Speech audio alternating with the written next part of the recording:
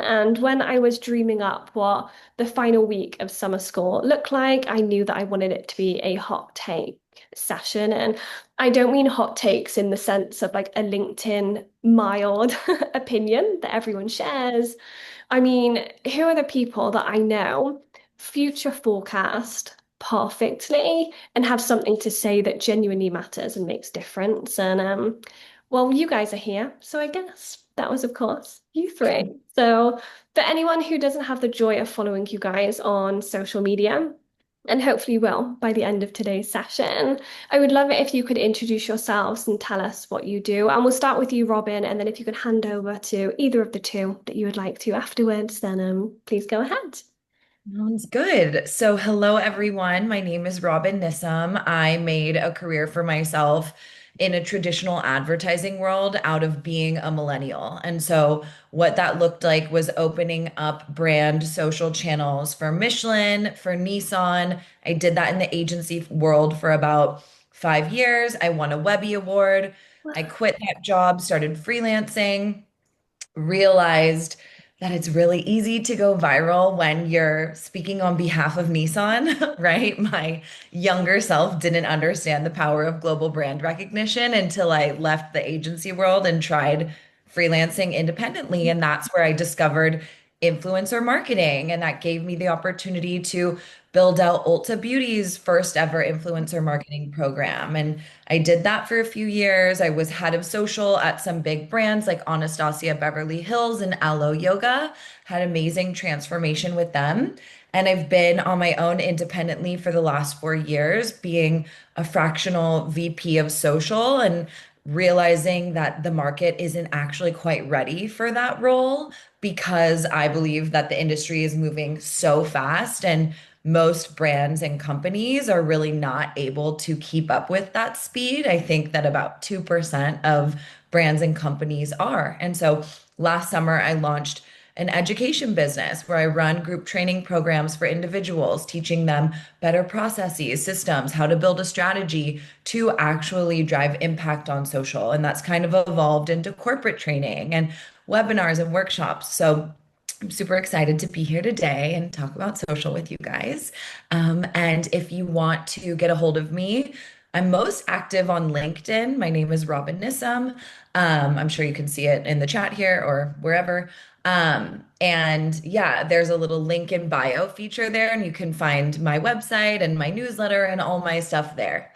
So I'll pass it on to Christina. Okay, well, that's going to be a tough act to follow. Robyn, You I am such a mentioned. big fan of yours. I love you guys. So I'm Christina Lee.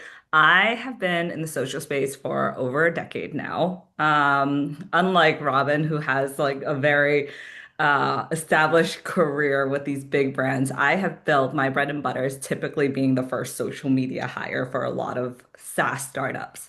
But I say SaaS startup, which is more recent in the last few years, but I've always sort of like, I've been industry agnostic. My background is in political communications. I got into social because I knew how to work an iPhone. So Yeah. that's how I got in. And it Love was the hobby that turned into a career. And now I sit as head of marketing at this startup called Plot, which we are building the next gen video social listening tool. So it's very on brand with me as a social media marketer. But I said as head of marketing. So truly that trajectory of like a social media manager could become the next CMO does look like it could happen. I don't know if I ever want to become CMO. We'll see about that. But no, I really I love social because I kind of built my career on effing around and finding out pretty much. You know, I learn on the spot. I learn as I go. I have no traditional background in anything. And yeah, that's just me. And I like to share things as I learn. And I always say, like, in my humble opinion, because that's what they all are, it's opinions. I thrive in a community environment such as this. And yeah, I'm very excited to be here. So thank you, Sophie, for inviting me. And now Jon-Stephen, who I super admire. Oh, the feeling is mutual. It's like everyone on this panel. Thank you. My name's Jon-Stephen Stansel. I go by Jon-Stephen or JS. And my plan wasn't to be a social media manager. I was going to go back to school, get my PhD and teach literature. I was teaching English as a This is second why we're language at friends. Yeah, teaching English as a second language at a university and started noticing my students weren't paying attention to me. They were on their phones on this new thing called Facebook and started trying to integrate that into my class. So like, hey, well, who's gonna take a picture of the notes and post it to the Facebook group? And that kind of got noticed, and one thing led to another. I started doing it for the international department at the university, became the go-to guy on campus for anything social, doing it for all these departments, and finally took a job as a full-time social media manager at Texas State University.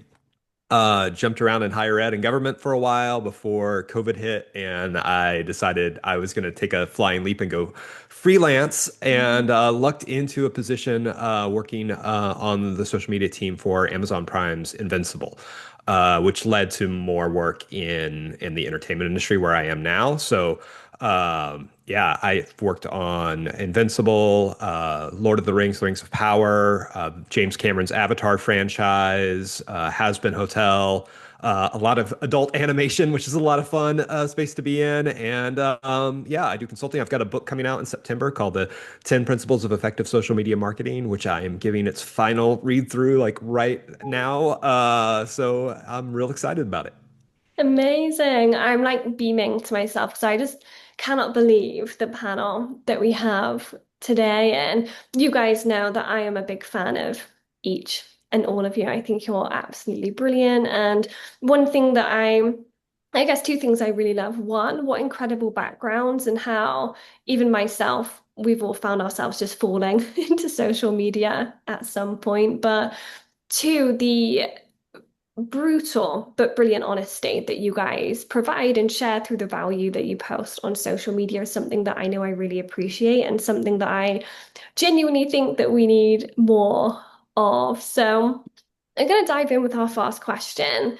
And if you guys have tuned in today without seeing the title of our conversation, we're going to be exploring the things that brands are getting wrong in 2025 on social media. And the purpose of this session isn't for you to be taking notes furiously and upset, thinking, oh crap, I need to change absolutely everything about what I'm doing. What I want this conversation to do is open your minds and your eyes to the extra and creative possibilities that are out there and the ways that you can innovate in your strategies to do something new for your audience, but also do something new for you. I know so many social media managers who are stuck in ruts doing things because they feel like they have to. But all three of these guys are absolutely brilliant at what they do and do things because they love it and they see potential, not because the industry forces them to. So I'll come to you first, Robyn. And again, we'll go for all three of you on this question. I would love to know, 2025 specifically, thinking the last 12 months. What is the biggest misconception you see brands making about social media success?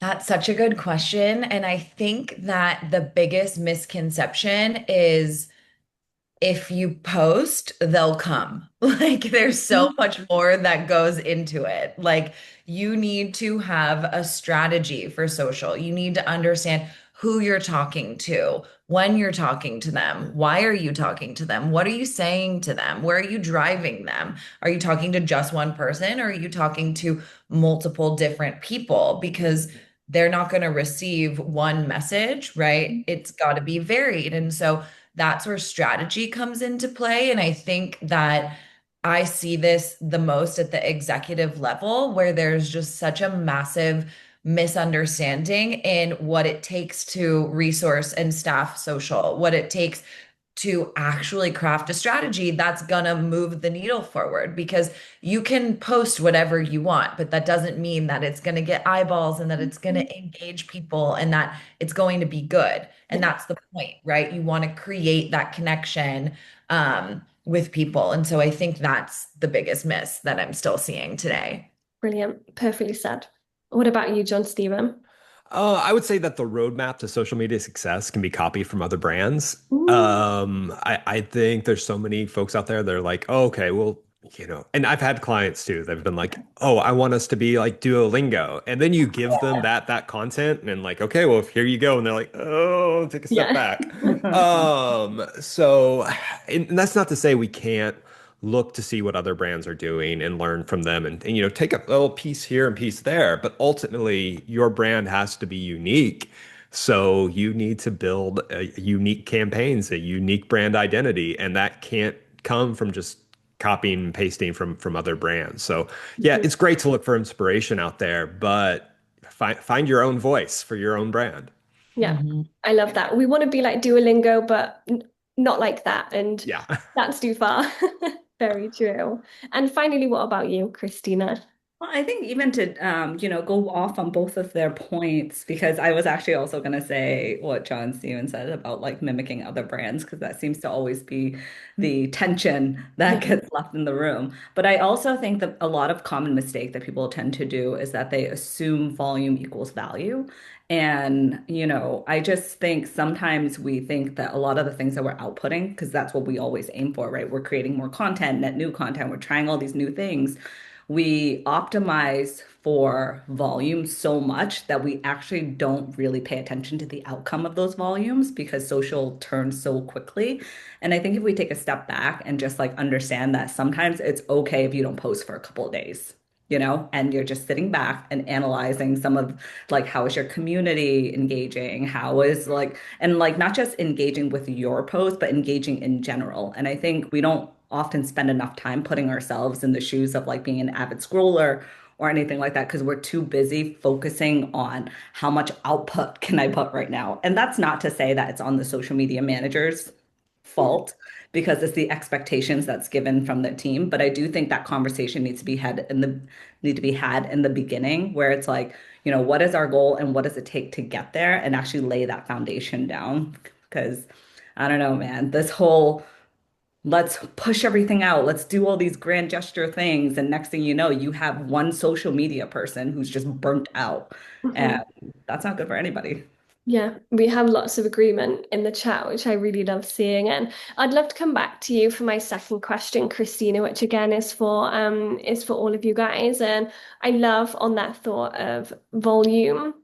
And if you had to pick a metric that you think or that you see brands obsessing over in 2025 that we maybe shouldn't be anymore, what would you pick and why? I don't think likes matter as much anymore. I don't know. I'm between likes and follower counts because I think from a brand perspective, it's becoming increasingly harder to grow. And not to say that you can't, because obviously, brand affinity and all these other things, there's a lot of things that come into play with how you grow your equity around that. But I do think the days where we're so focused on getting to hit this follower count or hitting this specific engagement rate, it's not as valuable as like, okay, what's our opportunity, which is impression and reach? Like, how many eyeballs can we get on our content? And then correlating that to, okay, what is the word of mouth in terms of shares and saves and all that? Because I think at the end of the day, the value of the content or the things that you're putting out should be what drives you. Yeah. So that's less about, oh, this brand has a lot of followers, but their engagement, so that's kind of Yeah. to me, it's just outdated, but I'm happy to also listen to Mhm. differing opinions. Totally agree. What do you think, Robyn? I think I agree with you, is probably now one of the least important things because, and I mean, comments are great. Comments are so valuable. If we think about the way that Mm. platforms have shifted, like everyone is moving towards discovery. Mm.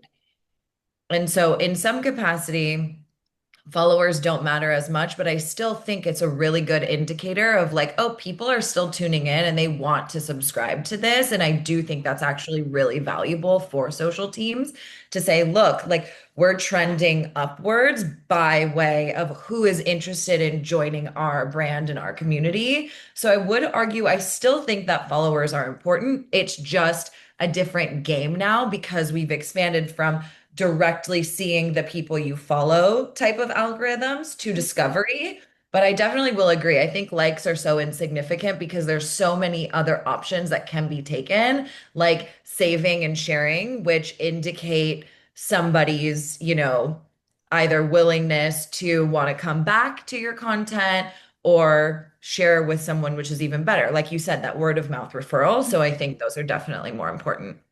Brilliant answer. And it's really interesting the kind of tussle there with the follower count. And I really share that sentiment of like, oh, it doesn't matter anymore. It's a vanity metric. And then the more vanity metrics can be attention metrics. And Jon-Stephen and I have seen you speak a lot on this. So I'm really keen to get your thoughts. And I know that you have shared how follower count doesn't really matter anymore. And something I got noted from a previous post that you shared is how you believe that we need to reconfigure what our definition of success looks like on social media, which I think sums up, I think, where we need to put a pin in collectively as marketers. So can you walk us through what success should look like for brands? Yeah, and I don't want to totally dismiss follower count. I think Yeah.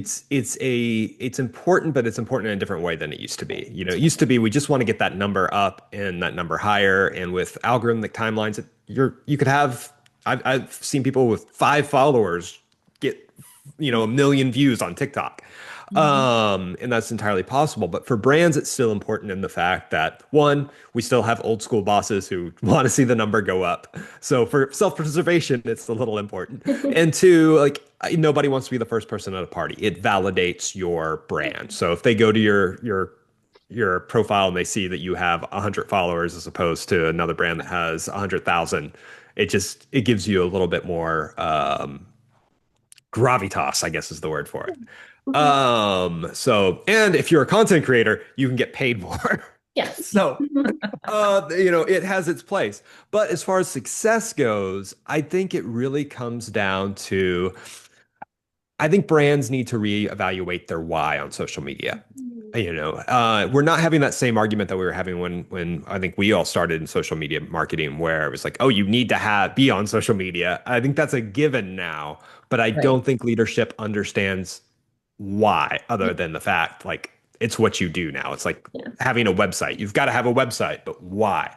And I think every brand's why is going to look a little different. Like it comes down to like goal setting. Like what do you hope to accomplish on social media and having that conversation. And it does not have to be something as hard as like we want to, sell X number of widgets every month and get this many link clicks and all that. Vibes can be a goal, Yeah. right? I love But you need to like put that down, write it down, make that your North Star, and make that your definition of success. And how are you going to evaluate? Vibes is a notoriously difficult thing to evaluate, but yeah, and measure, but you need to reevaluate that because success is going to look different for every single brand. It just comes down to that. But I don't think enough brands are having that conversation. They are just,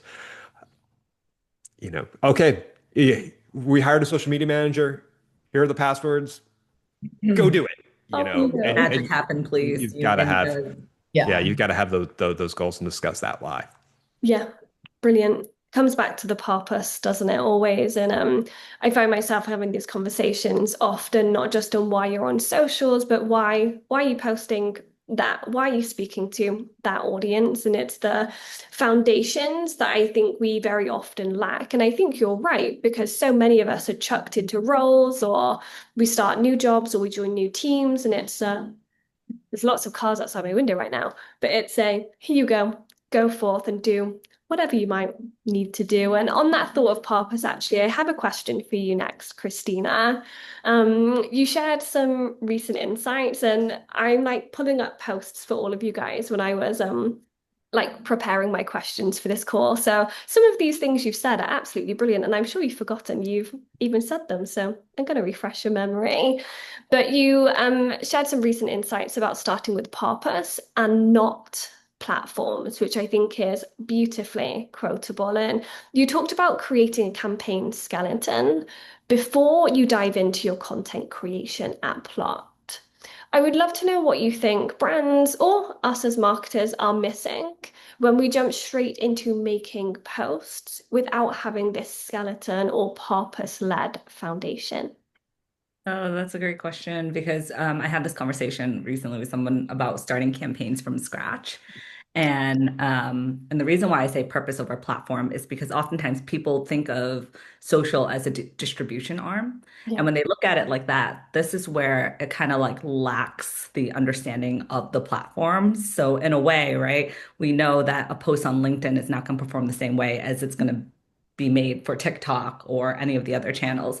And I think when we think about like what is our goal and our purpose behind the campaign itself, it helps us be able to sort of structure our thinking to better plan for what platform it should be on. So Mhm. I'll use this as an example. We like a yearish ago at Plot, we had launched Plot like as a beta to get people to sign up for it. And as many of you would probably know, when it comes to startup, your budget is very, very small. So we don't have the luxury of having like $1 million campaigns where we could probably call Haley Bieber up and be like, would you mind holding up our product, and telling us how great it is? We had to get really scrappy. And knowing that our target audience, first, we were like, who is our ICP, identify who our customer profiles are. Okay, how do we get in front of them? And luckily for us, our ideal customers are social media managers, which is the community that I exist in. So that was kind of helpful. But one of the ways that we had to get really creative with a very small budget is like having to think outside of the box. Like if you only had $1,000, which is what I had, what can you do with it? And $1,000 does not get you very far in the influencer marketing world. And Robyn, you can probably tell me that this is true, right? And myself as a creator, I know that I have always vouched for people to ask for more money and do all these things like that, right? But our goal as a company was to get as much reach as we can because this was a pure awareness play. And like that was the top of our goal. The secondary goal was that we want signups, right? So I leveraged my community by reaching out to people. I DM'd people and I was just like, I'm so sorry, I don't have a lot of money. This is all I have. Can you like help me push out this message? I promise, like I will, word vomited in a message. And what was really great was we ended up getting, I think, about like 13 to 15 LinkedIn creators because social media marketers all exist on LinkedIn. They're like, again, brand agnostic across all different industries who raised their hand and was like, I keep the money, I'll help you for free, basically, which was super nice. And I think this goes back to the power of community. And again, and that was like basically our North Star at Plot too, where it's like, how can we better serve our community by building the right tool? But then at the same time, like, how can we leverage our community who are often the most under-recognized, underappreciated group of people? And so it's like a cycle there. And yeah, so doing it that way, it just goes to show that you don't necessarily always need to have this whole like, I need $30,000 and I need like it's so easy to put yourself in that box. But if you could sort of like figure out a way to, I don't know, inject yourself into other areas and let it experiment, then I think it pays back really, really well. But purpose over platform, because in this case, if I would have gone the traditional route, which is like, oh, we want to go on Instagram, TikTok, and all these other things, I would have focused more on like the type of content we were creating versus how do we hit that reach and like who can we work with and all that stuff. So it's just how we wire ourselves. That's such an awesome story. And we have had so many topics over the past 4 weeks. We started with a session on community with Anara and Eileen, who I know that you guys know and love, just like I do. I then spoke with a friend of mine called Philly, who runs a Gen Z marketing agency, and she is so cool, all about marketing to Gen Z. And last week I spoke with John from Surreal. I think Surreal's UK based, so I don't know if you guys would have seen them on LinkedIn. They're a cereal brand and their content is so out of the box about how, Pun, I like it. oh, I didn't even need, it just oozes out of me. What can I say? All about their content and how thinking outside of your niche can strike brand gold. And despite every topic, it has always come back to community. So I love how that story speaks so beautifully to what we've already explored in this series so far. And Robyn, I have read through your content again that you have said that community is the new content, which I feel like I need printed out for my desk. Community. is the new content. And you have emphasized a lot that building spaces where audiences connect with each other is really, really important in 25 and beyond. So I would love to know in your experience, whether that's clients or what you're up to now or in past brands, what does that look like for brands just started out versus those with established followings? Yeah, I think that's a great question. And I think the best way to go about it, regardless of how new your brand is or established, is tapping into your existing customer base. So whether that is connecting with your email marketing team and finding a way to connect with people over email and inviting them into social, or if you work in a physical store and you have people that are constantly coming in and are repeat purchasers, having an event for them, bringing them into the brand and creating an experience so that they can come experience your brand and really get a feeling of what that brand ethos is, whether it's a webinar or an in-person event. I think the goal ultimately is to bring together like-minded people, and the focal point of that like-mindedness should be your brand. So, for example, when I worked at Aloe Yoga, it's an activewear brand, but it started out as a yoga brand specifically before we transitioned into more of like that it girl, street style fashion, men's performance, lifestyle, and wellness. It was a yoga brand. And so mindful movement was the center of everything that we did. And so we would invite people to yoga classes, meditations, sound bath, anything related and mindful movement. Then it started moving into, excuse me, physical workouts. And the whole point of this is you're bringing people into the fold to get that feeling that your brand creates, right? And so you're creating brand love. You're now allowing people to form relationships, with each other and create community. And that generally leads to UGC and that leads to like built-in ambassadors for the brand. So just little things that you can do with your existing customer base, with your existing products, gifting, like making people feel special. It doesn't matter if it's 5 people, right? Those 5 people are going to turn into 10 people. Those 10 people will turn into 100 people, but you have to start somewhere. And I think the best place to start is with your valued customers. Yeah.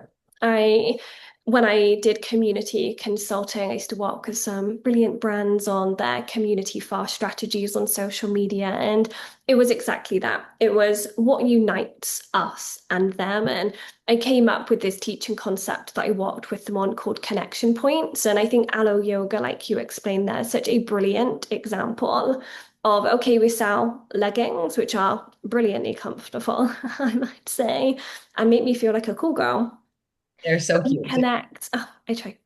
We connect over a love for fitness, a desire for self-improvement, and it's the feeling that unites them. And I really think that the brands that get it right on social media in 2025 and beyond are the ones that can translate that to their content. I always use Oatly, the dairy-free alternative brand, as an example, in that their grid isn't, hey, here's our new dairy-free yogurt, but rather championing social causes that show their values and unite and create conversations with their customers. Jon-Stephen, I feel like you work in quite a unique space through the brands that you work with. I imagine that you engage with a lot of existing fandoms on social media there as well. Engagement is typically tricky in 2025's landscape, getting people to like, talk back, share. Is there anything that, and it will always depend, but is there anything that you have found tactic wise or strategy wise that does work in terms of engaging or activating fans on social media? That's one of the things, Robyn said, it's a lot easier to go viral for like Nissan than it is, a Yeah. local coffee shop. And same feeling I get, when I post to Invincible, like just 1,000 likes within 30 seconds is just a unreal, and it's not my content, it's a good show and has a big fandom. But I think one thing that's helped me, and I think one, any brand can have fans. It's not just for like Yeah. sports teams, superhero shows, what have you. Like there are fan groups for scented candles. They're called Fandles. You can go look them up. They're awesome. Cool. But so your brand has fans. It might not just because a fandom is small doesn't mean it can't be loud. I think an important thing is to be a part of that fandom. Be one of them in the comments. You know, one of my favorite comments I get on any of the shows I work on is like they really just did put a fan in charge of this show's social media. And yes, I am a fan of the shows I work on, but not as diehard as some of the fans are. You know, like I love Has Been Hotel, but to be completely honest, I didn't hear of it before I started working on it. And doing that deep dive and finding out what the fans respond to, what they like, and becoming one myself really, really helped. And I think having that tone in the community management of like, okay, yeah, I know your inside jokes. I know, I'm willing to be a little self-deprecating in the comments. I think that helps out a lot in getting people to connect and build loyalty to the brand as well. Addition, I like to get those comments that it's like, the social media for this show has actually made my experience watching it better. They word it in a much more fan way, but those are the things I screen cap and I send to leadership. Like this is, part of it, and that they feel a connection to the community. They feel that we are listening and hear back and respond back. Like that giving back. They don't know it's me in my small home office in the middle of nowhere, Arkansas. They're like, oh, they call the invincible social team the Admincible. Like Admincible responded to me, and that's something that I think any brand can do. It might be on a smaller scale, but just because not you don't have as many fans doesn't mean they are not as loyal and as ravenous and can build a fun fandom community for, you know, athletic socks. They're out there. That's beautiful. I love what you said there that any brand can have fans. It's not exclusive for big brands or heritage brands or ones that have been around for ages with big followings. And it actually reminds me of one of my first interactions with you guys, Christina, at Plot. And I remember the Plot LinkedIn like company account either commented on one of my personal LinkedIn posts or one of the PLM LinkedIn posts. And I think I replied, and like you guys have a super cheeky tone of voice. And whenever I'm on the PLM account, I feel like it's like the Sasha Fierce to my Beyonce, and I can just be a bit sassy and have fun, and everyone knows it's me, but I feel like no one knows it's me. And then I think we did it again on another post, and then I think we connected, and like I'm a big fan of Plot now too.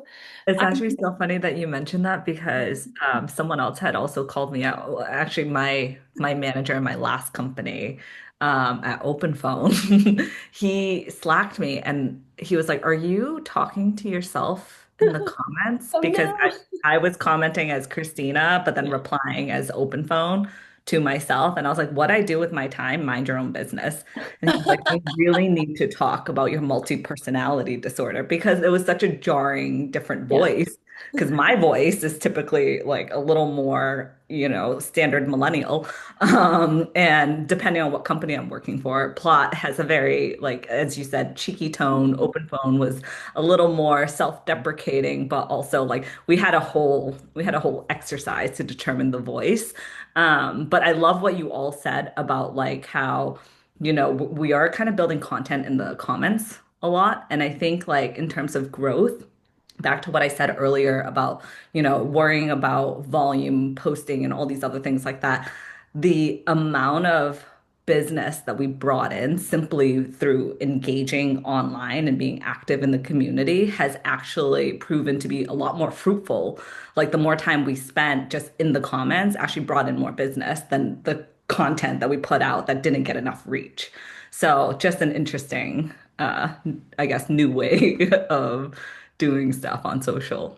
And how cool that you can attribute new business to it as well, because I think that community management, oh, you're just talking to yourself in socials or being silly in the comments section can be really hard. And I remember in previous freelance roles, kind of, okay, well, we're posting, but like, well, I need to reply, or we need to do some outbound, or we need to get involved. And it's just seen as this tick box exercise or it's not even on the list to be tick boxed. So it's actually really nice to hear that, yes, it's fun. Yes, it builds fans, it builds relationship, but this is actually directly building our business as well. Yeah, absolutely. And that's why I'm a big pusher against like just simply being reactive on social, which I think a lot of us, because of all the things that we have to juggle and do, it gets very challenging to be more proactive versus reactive. But if I can attest to anything as being the social person, or the first social hire for a lot of early stage startup, that's honestly the quickest way to build your brand affinity is really through being more proactive and actually dedicating time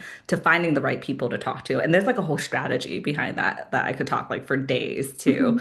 Mhm. But I do think that the proof is in the pudding a lot of times. I mean, we're constantly screenshotting the engagement and like obviously for self-preservation and self-validation and the fact that like people like my jokes. Yeah, that's good. But this is just a way to kind of like really solidify the fact that you can be a human in the comments probably a little easier than you would in the content that you spend ample time just like editing and polishing up and all these other things like that. So it's Yeah. just a raw way to get connected. Yeah, it reminds me of something that you have said online, Robyn, about radical transparency.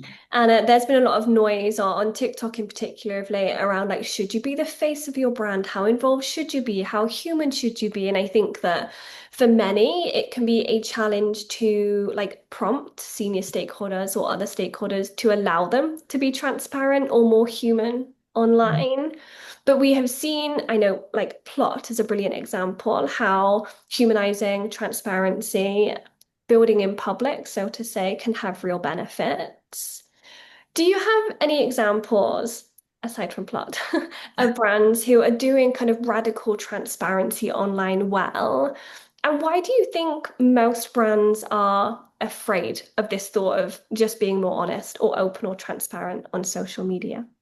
Yeah, I think Plot nailed it. And I have like a great example from your founder. I think her name is Megan, how she wrote a LinkedIn post about how like you guys have limited budget and you've been super vocal about it too. So I think that is the roadmap, right? Other brands who do a really good job are all the TikTok brands, honestly. Like Prime Bites, those brownies. They're like, okay, guys, we ordered these boxes and like look at them. Our logo is wrong. We can't like we're either gonna like send you a product with like a janky logo or we're not going to give you the product. Like, what do we do? We don't know. And it's like bringing customers into the fold of the real problems that Yeah. companies are experiencing is genius. That's what I mean when I say radical transparency. Whereas brands I've worked for example, Anastasia Beverly Hills would never. Like we would just never. It is all smoke and mirrors. And I'm sorry, I should not say that.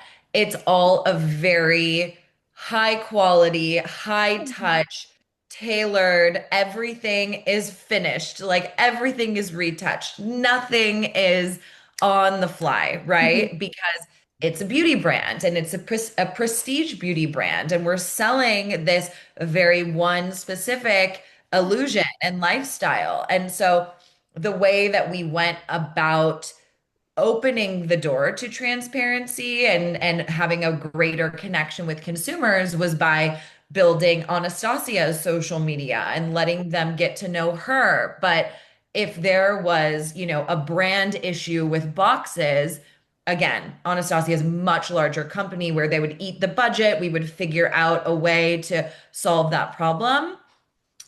And why? I don't know. Is because I think a lot of brands are old school in the sense like Anastasia Beverly Hills has been around for nearly 30 years now. Like there's this old school approach of like we're a brand and there is smoke and mirrors. Whereas I think the younger brands who are more TikTok native are more, you know, transparent about what's going on. I'm a founder. I got all these orders overnight. Like it's just me. I'm here in this warehouse alone. And like this is so crazy. I'm so grateful to have all of these orders, but like shit, guys, I'm sorry it's not gonna like happen overnight. And so I apologize that you're gonna have to wait a few extra minutes. Like people are humans. And at the end of the day, like I can have empathy for you and be happy for you in that situation and understand that I might have to wait a little bit longer while your life goals have now come into realization and you're living your dream. And I'm so grateful that I get to be a part of it, right? There's this larger moment for connection that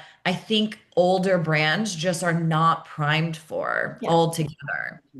I really appreciate actually, and I don't think I've thought of transparency in that way before, in the transparency does and actually probably should look different to every brand. Sure. I know that I have worked when I freelanced before with smaller brands, bigger brands, and we had internal conversations about like, maybe we should be more human, I feel like, to blanket it and umbrella term it. And often looking to those smaller TikTok brands like Midday Squares, I think are absolutely amazing at this. And as you said, there are so many others who are like, this went wrong, this sucks. Oh my goodness, guys, help us. But they can get away with that tone of voice and that relationship. But if, I don't know, I know we mentioned Walmart earlier as well, like if they started doing that on their socials, how strange would that be? As a consumer, you would be so confused and shocked. So I think a Yeah. real takeaway for me there is understanding what transparency looks like for me as a marketer.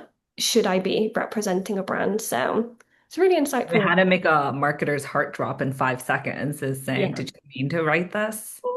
The worst feeling ever. You're just like, I don't know, did I? Yeah, you tell me. My final question before we go to the Q&As, the Q's in the Q&A box. And guys, if you haven't joined us before on Zoom, you are able to thumbs up the questions that you want asked. Sadly, we will not be able to get through all of them, but these guys have amazing content that will probably answer all of your questions, and they'll all be linked in my follow-up email shortly. So we'll get to your questions, upvote the ones that you definitely want them put on the spot for. But before we get to that, I'll let you guys listening breathe and recover from these spicy takes. And I really want to kind of turn up the heat for our last question, which is in a sentence and like no explanation. You do not need to over explain or justify here. Can you give me your hottest marketing hot take? And Jon-Stephen, I feel like I know that your bio is like you say it louder for the people in the back, and I feel like you really do that. So, uncancelled, what is your hottest marketing hot take? The algorithm's really not that important. Mm. I'll leave it there. Good. I like it. I'll come to you next, Christina. Oh my gosh, I actually didn't think about this question. I say hot takes all the time. Yeah. I guess the hot takes is that some of the hot takes are actually not hot take at all. They're all lukewarm, Yeah. actually. We're They're all cold. kind of being regurgitating the same stuff we've probably seen on ChatGPT. Yeah, it's true. I support that notion. Okay, finally, what about you, Robyn? Okay. I think this is a hot take. The money that brands waste on paid media should actually just be funded into organic social. Oh, one that I like. I like that. I feel like we could close the webinar here, guys. All done. Amazing. Guys, thank you so much for your insights so far.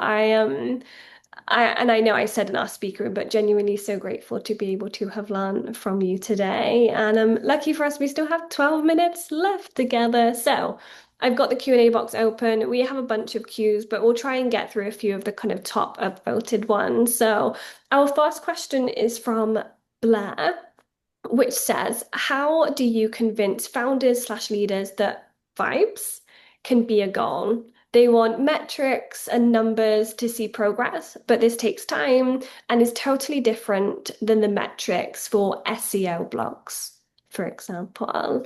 I will come to you for this one, Jon-Stephen, if that's okay. And ladies, if you have anything to add, feel free to jump in. If not, I can run to the next question. Numbers are great, and executives love to see numbers, but sometimes like social media numbers can just make them kind of glaze over a bit. And they see it, they don't really they understand big number good, but that's about it.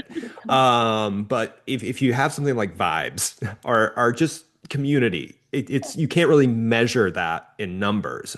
So while executives do understand numbers, also they're human, they understand stories. Yeah. So that anecdotal evidence, that screen capping the person who says, I had never heard of this show before, but everybody's talking about their social. I learned about the show from the memes, that sort of thing. You screen cap that, put that in your report, let them know, these things are happening. Dig deeper. Don't just find the things that are in your mentions. Like get on Reddit and see where, do that search of finding those things that are a little bit more in deep social. And let them know that. Like I said, executives love numbers, but they're human. You know, Stories change minds. So, share those wins. Share the negatives too. Like let them know, like, hey, Yeah. Oh our vibes yeah. are not good. You know, it There's can This be a little nothing harder like to a do. meeting of a roasting on ourselves where it's like, Yeah. I'm going to present to you everything everyone has said in this last week. And it's just like a rolling roast. right. And here we need to change these things because we are getting killed on that. So, yeah, Another that's thing I would add too to build on Jon-Stephen's storytelling is like if you see a brand that's doing it really well and you have an idea of how you want to execute that for your brand, show that to leadership. Be like, hey, brand A just did A, B, and C, and this is how I think we can do that in our own way to achieve similar results. Yeah. Oh, they love it if like, oh, our competitor is doing this and we're not. That was Right. the big thing. When I was in higher ed, when students don't apply to one or two colleges anymore. They apply to like 10. And they would post, oh, I got accepted to this university, this university, and this university. And we would reply like, hey, well, if you have any congratulations on getting accepted to so many schools. If you have any questions about Texas State University, let us know. And I would show like, hey, we responded to this and the two schools down the street didn't. Right. That helps out a lot. Brilliant. And I think too, sorry, oh, I don't know if I just Oh, interrupted someone, no, but go like ahead. the core principle that it comes down to is social. Like you're trying to create that connection, right? And so showing the various ways that your channel is able to create connection, because we all know that connection leads to relationships, connection leads to investing deeper, which ultimately will lead to sale. But showing those connection points very clearly and reminding them the goal here is to be social, and this is how we're going to do that is, I think, how I would approach it in terms of like, look, there are, of course, all of these metrics, but let's like pair it back to human behavioral level here. Yeah. And I think you also it's just spend an hour on this one That's question, but okay. bring up a good point. Like, I think working in a field where you can't directly tie your success to a post, like in higher ed, I would tell my bosses all the time, no one picks a college based on a tweet. And if they did, you probably don't want them as a student anyway. It's much more, it's a longer Yeah. story that you have to put together for them. Great answers. Yeah, someone in the chat said there's so much juice, and there really is. I want to give this question to you, Christina, if that's okay, because I feel like you are like my B2B marketing queen. And Phoebe has asked, what are your thoughts and advice for building a community or creating fans for B2B organizations?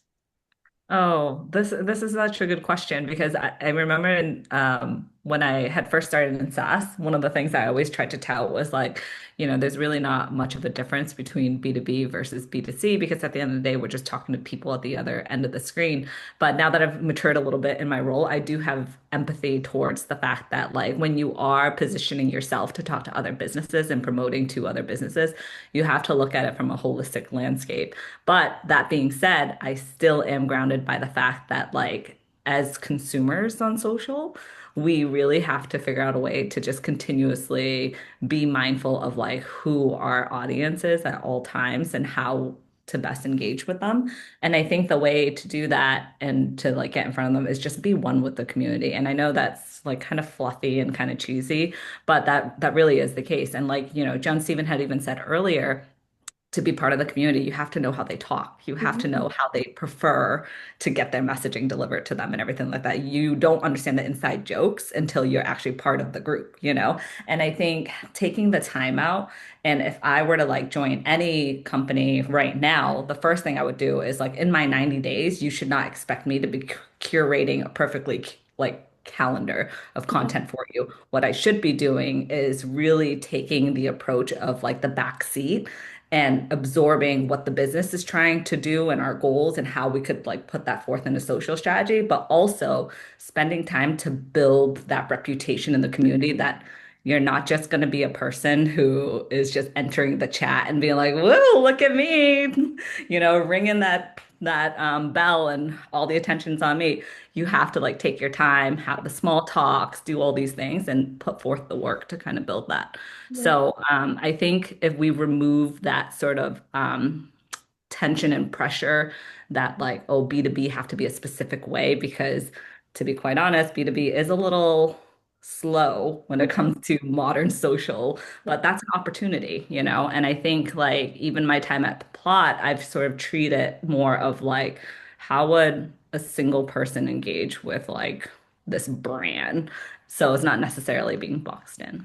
I hope Mhm. that answers the question. That's a great answer. We do actually have a follow-up actually, which I think would be really nice to finish on. I feel like Plot being quite a young brand, this is a really interesting one. So the question says, would love to hear how the Plot social strategy began. What were the metrics and goals you were looking for, and what helped you grow on LinkedIn? And they've put LinkedIn biz pages are in capitals, so hard to grab. Yeah, that's a very good question. My goal in the beginning was just reach. I just want to get the most eyeballs and impressions as possible, whether that's in the comments or in the content. But I knew that posting content was just not going to happen. So I kind of leveraged personal branding within our company. So I use my CEO, myself, and now actually every person who works on our team has worked in social at some point or another. So they all have an understanding of how to post, how to engage. So it was really a team effort. And everyone sort of owned their specific sector. So I was more of a building in public from a marketer social media standpoint and talked about that story.